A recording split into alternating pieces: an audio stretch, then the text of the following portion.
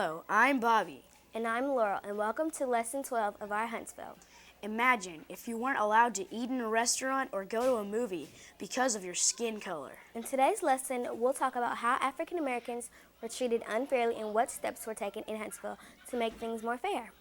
Today's vocabulary words that you'll need to look for are sit-in, Civil rights, prejudice, inequality, picket, integration, segregation, peaceful, and demonstration. And now here's our host, Tim Hall, with your lesson. Thanks, kids. Although the Civil War ended slavery, prejudice, inequality, and segregation still existed in the 1950s. African Americans went to separate schools, had separate restroom facilities, and were not allowed to go to many restaurants, movie theaters, or public parks. This separation of races is known as segregation. As we entered into 1960, many African American leaders wanted to change laws and practices to give everyone the same opportunity. The first movement toward civil rights in Huntsville began when a local group protested against area restaurants. This protest was called a sit-in. Since the restaurants would not serve food to African Americans, the members of this group sat at a table and refused to leave, causing the restaurant to lose money. There was an old law on the Huntsville books that said that any merchant or any landowner within the confines of this city could order any person off his property if he didn't want them on there. And if they did not leave after a reasonable length of time, he could call the authorities and they would arrest them. People also protested in front of movie theaters. We found that we could take 3 or 4 people and tie up one theater for a whole afternoon. And what we would do is let them go in groups of 3s or 4s and let number 1 walk up and ask for a ticket, and she says, "No, I can't sell you a ticket." And he'd just go back to the end of the line. And then number 2 would go up and say, "I'd like a ticket," and she said, "I can't sell you a ticket." And he'd go back to the end of the line. They'd just keep going around and around. The protesters were often arrested. The penalty was usually a $100 fine plus 180 days in jail. Citizens also protested by staging pickets.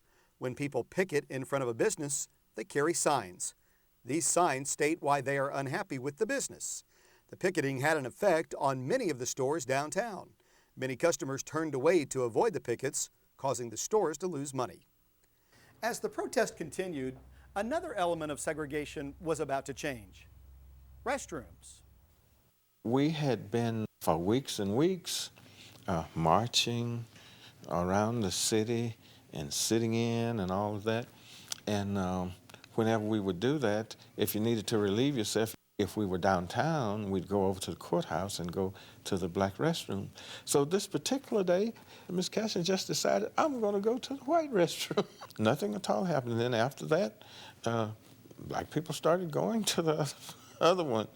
And nobody ever did anything. The next protest against businesses was called Blue Jean Sunday. African Americans would normally have shopped in Huntsville stores to buy their new dress clothes for Easter Sunday. Instead of buying suits and $100 dresses, they had decided that they'd buy $250 blue jeans for Easter and knock the merchants out of $3 or $4 million. And so in Huntsville, we decided we would do that too. Protest organizers encouraged African Americans to buy their blue jeans in nearby towns, such as Scottsboro, Decatur, and Athens. The protest worked. As a result, organizers and city leaders formed the Community Service Committee to work with businesses and begin desegregation. Desegregation means to stop separating people by race. After many weeks of protesting, participation began to drop off. Someone in the committee suggested inviting a dynamic, exciting speaker to come to Huntsville. Dr. Martin Luther King Jr. came to Huntsville. He spoke to crowds at a local church and at Oakwood College. The next step for the group was to desegregate the city parks. We had no park in Huntsville or Madison County that black people could go to. Absolutely none. He said, "Big Spring Park." I said, "Yeah, I'll go." He said, "You going to bring your camera?" I said, "Yeah." He said, "Well, let's go over there, have some fun at the park." There were some stairs, but nobody said anything. Nobody did anything, and nobody said anything. And ever since that day, the blacks have been using that park. Next, the protesters took their fight for civil rights to New York. They encouraged companies not to do business in Huntsville. The committee knew this would not destroy the businesses in Huntsville, but it got the attention of city leaders. The Community Service Committee had won. The city businesses agreed to open up restaurants, hotels, bowling alleys, and other public places to African Americans. Allowing black and white students to attend the same schools was the one battle remaining. I used to walk 6 miles every day to school. There were no buses for black children. Only white children got to ride the school buses. We had no lunchroom. We had no playground. In late 1962, many black families went to the school board asking that their children be integrated into all public schools. The fight went to court in Birmingham. After the judge heard both sides, he ruled from the bench.